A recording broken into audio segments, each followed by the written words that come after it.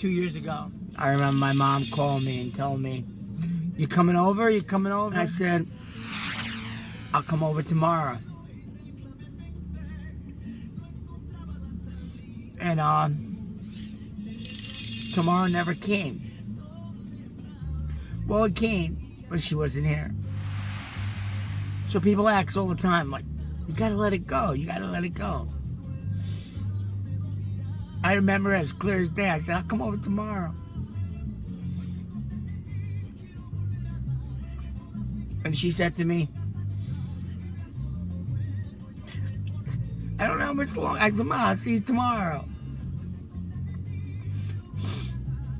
So people ask all the time, you know, just gotta let it go. So now you know. Tomorrow never came. And I said, "I'll see you tomorrow." So this is why it's one of the roughest times of the year for me.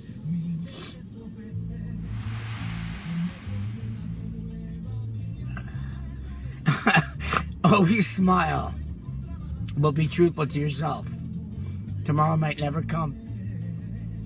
Even if you tell that person, "I'll see you tomorrow."